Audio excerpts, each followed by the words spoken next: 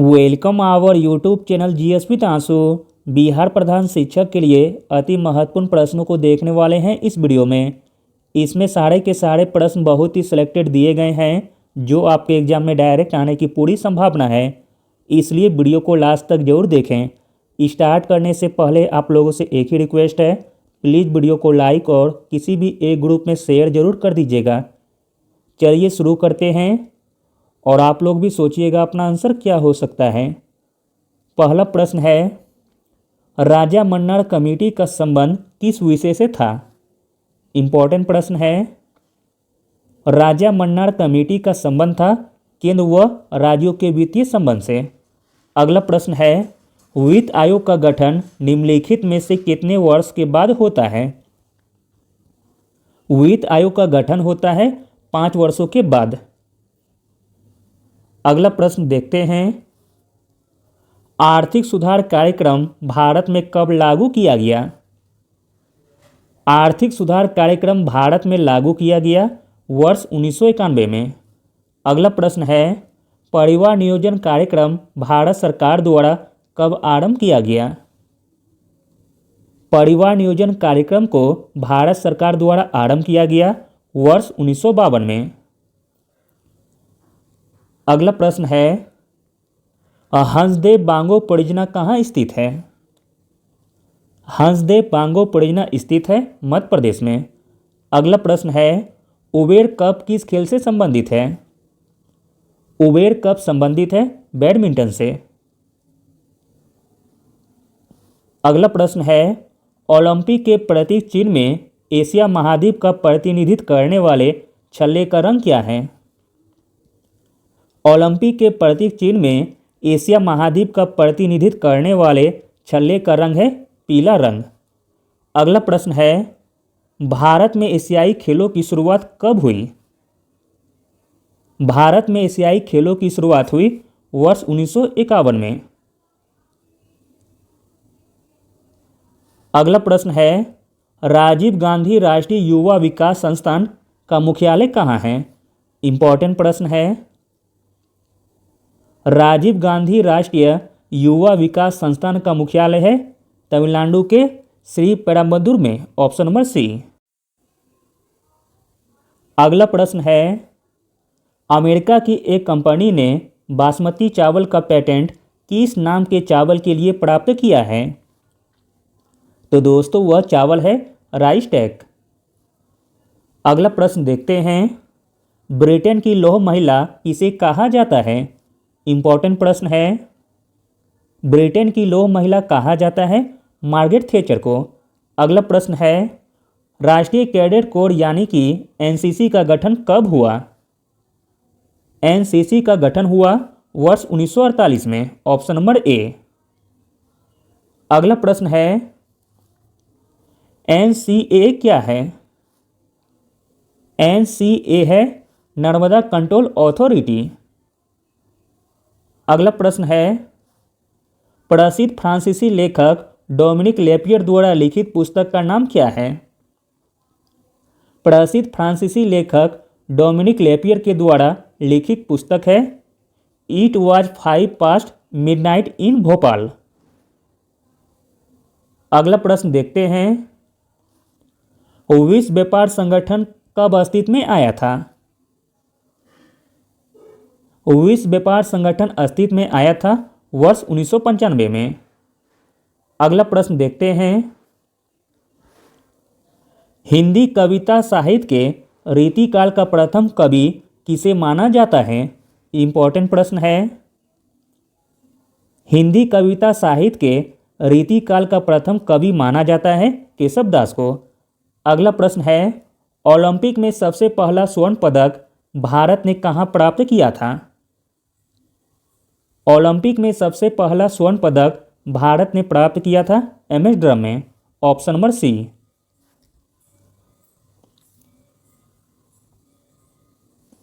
अगला प्रश्न है, निम्नलिखित में से कौन सी पुस्तक आर के नारायण के द्वारा नहीं लिखी गई है?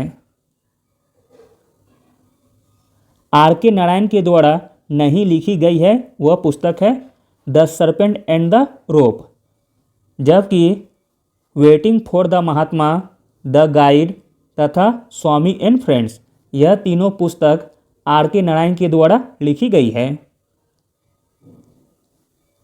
अगला प्रश्न है, राष्ट्रमंडल खेलों की शुरुआत कब और कहाँ हुई थी? राष्ट्रमंडल खेलों की शुरुआत हुई थी वर्ष 1930 में हैमिल्टन में।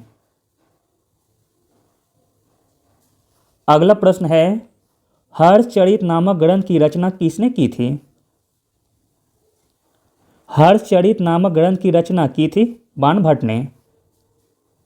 अगला प्रश्न है, किसी वृक्ष की आयु किस तरह तय की जाती है? आंसर है ऑप्शन नंबर बी, छल्लों को गिनकर। अगला प्रश्न है, किस पौधे की जड़ें खाई जाती है?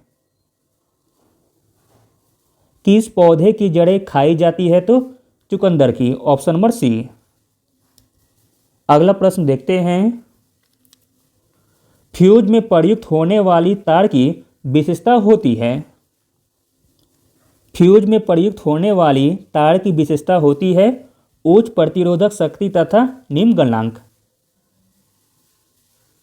अगला प्रश्न है, जेनेटिक कोड की व्याख्या सबसे पहले किसने की थी? इंपॉर्टेंट प्रश्न है। जेनेटिक कोड की व्याख्या सबसे पहले की थी हरगोविंद खुराना ने, ऑप्शन नंबर डी। अगला प्रश्न है, HIV परीक्षण किस रोग की जांच करने के लिए किया जाता है? आंसर हो जाएगा ऑप्शन नंबर सी, एड्स में।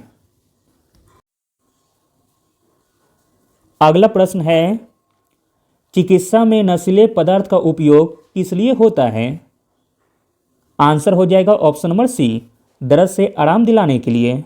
अगला प्रश्न है, ऑस्टियोलॉजी किस विषय के अध्ययन को कहा जाता है?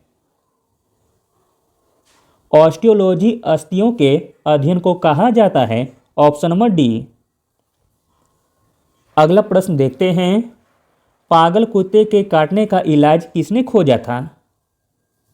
पागल कुत्ते के काटने का इलाज खोजा था लुई पास्चर ने। अगला प्रश्न है, जो पूर्व सार्वत्रिक रक्तदाता है उसका रक्त समूह कौन सा होता है? आंसर हो जाएगा ऑप्शन नंबर बी, रक्त समूह ओ।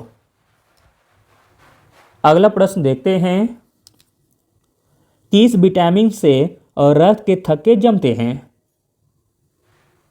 आंसर हो जाएगा ऑप्शन नंबर ए, विटामिन के।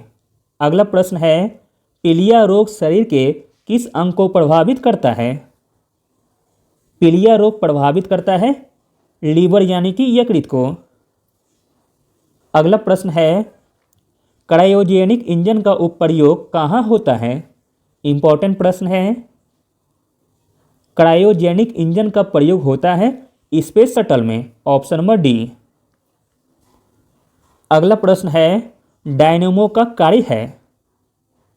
डायनेमो का कार्य है यांत्रिक ऊर्जा को विद्युत ऊर्जा में परिवर्तित करना। ठीक इसका उल्टा हो जाएगा मोटर। अगला प्रश्न देखते हैं, वाटर जेट तकनीक का उपयोग किया जाता है? वाटर जेट तकनीक का उपयोग किया जाता है अग्निशमन में। अगला प्रश्न है, फरवरी को विज्ञान दिवस मनाया जाता है क्योंकि? फरवरी को विज्ञान दिवस मनाया जाता है क्योंकि 28 फरवरी को रवन प्रभाव प्रकाश में आया था। अगला प्रश्न देखते हैं, धूप से बचने के लिए छाते में रंग संयोजन निम्न में से कौन सा उचित है? कौन सा उचित है? तो ऊपर सफ़ेद और नीचे काला होना चाहिए। अगला प्रश्न है, भारी जल एक प्रकार का डैश है? आसान सा प्रश्न है। भारी जल एक प्रकार का है मंदक। अगला प्रश्न देखते हैं, जंग लगने तथा जलने में अंतर यह है कि जंग लगने में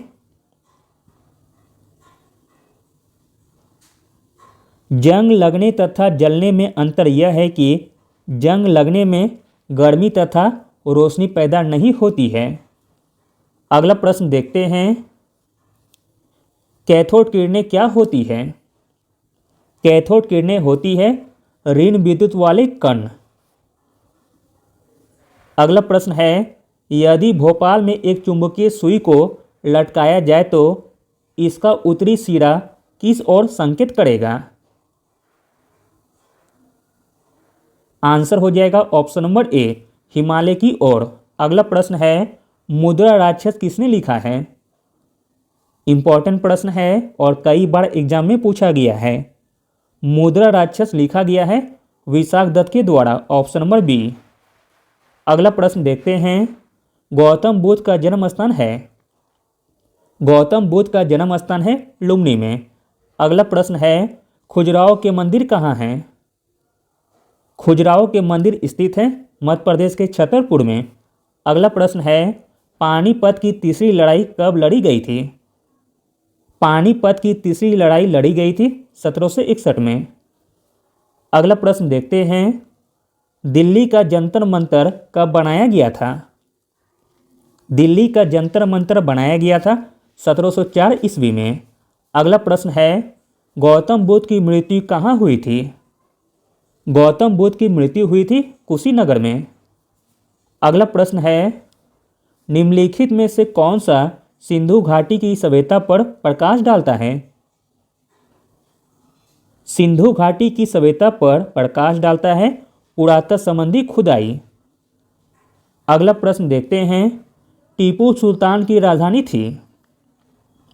टीपू सुल्तान की राजधानी थी श्रीरंगपट्टनम। अगला प्रश्न है, नादिर शाह ने निम्न में से किसके शासनकाल में भारत पर आक्रमण किया था? नादिर शाह यानी कि Mohammad Shah, option number B. Nadir Shah ने मोहम्मद शाह के शासनकाल पर भारत पर आक्रमण किया था। अगला प्रश्न देखते हैं, इम्पॉर्टेंट प्रश्न है और एग्जाम का फेवरेट प्रश्न है, तालीकोटा युद्ध कब हुआ था? तालीकोटा युद्ध हुआ था 1565 ईस्वी में। अगला प्रश्न है, महात्मा बुद्ध को ज्ञान किस स्थान पर प्राप्त हुआ था? महात्मा बुद्ध को ज्ञान प्राप्त हुआ था बोध गया में। अगला प्रश्न है, भारत का राष्ट्रीय चिन्ह जिसे अशोक स्तंभ शीर्ष से लिया गया है वह कहाँ पर है? तो दोस्तों वह है सारनाथ में। अगला प्रश्न है, पाणिनि ने किस क्षेत्र में प्रसिद्धि प्राप्त की थी? आंसर है ऑप्शन नंबर बी, व्याकरण के क्षेत्र में। अगला प्रश्न है, चाणक्य का एक और नाम क्या था? चाणक्य का एक और नाम था कौटिल्य। अगला प्रश्न है, किस मुगल बादशाह की मृत्यु सीढ़ी से गिरने के कारण हुई थी? आंसर है ऑप्शन नंबर बी, हुमायूं। अगला प्रश्न देखते हैं, स्वराज मेरा जन्मसिद्ध अधिकार है किसने कहा था? स्वराज मेरा जन्मसिद्ध अधिकार है यह कहा गया था बाल गंगाधर तिलक के द्वारा। अगला प्रश्न है, गांधी इरविन समझौता किस वर्ष हुआ था? इंपॉर्टेंट प्रश्न है, गांधी इरविन समझौता हुआ था वर्ष 1931 में। अगला प्रश्न है, भारत की स्वतंत्रता प्राप्ति के समय ब्रिटेन के प्रधानमंत्री कौन थे? भारत की स्वतंत्रता प्राप्ति के समय ब्रिटेन के प्रधानमंत्री थे क्लीमेंट एटली। अगला प्रश्न है, हर्षवर्धन को किस राजा ने हराया था? तो दोस्तों हर्षवर्धन को हराया था पुलकेशिन द्वितीय ने। अगला प्रश्न है, करो या मरो का नारा किसने दिया था? करो या मरो का नारा दिया था महात्मा गांधी ने। अगला प्रश्न देखते हैं, भारत के संविधान का कौन सा अनुच्छेद शिक्षा के अधिकार को परिभाषित करता है? शिक्षा के अधिकार को परिभाषित करता है वह अनुच्छेद है अनुच्छेद 21 का ए। अगला प्रश्न है, भारत की नागरिकता निम्नलिखित में से किस प्रकार से प्राप्त की जा सकती है? भारत की नागरिकता प्राप्त की जा सकती है जन्म से, वंशानुक्रम से तथा देशीकरण से। अगला प्रश्न देखते हैं, भारतीय नागरिकता के लिए आवेदन करने से पहले किसी व्यक्ति के लिए न्यूनतम कितने समय तक भारत में रहना अनिवार्य है? आंसर हो जाएगा ऑप्शन नंबर बी, 5 वर्ष तक। अगला प्रश्न है, भारत में नागरिकता प्राप्त करने का नियम कौन बनाता है?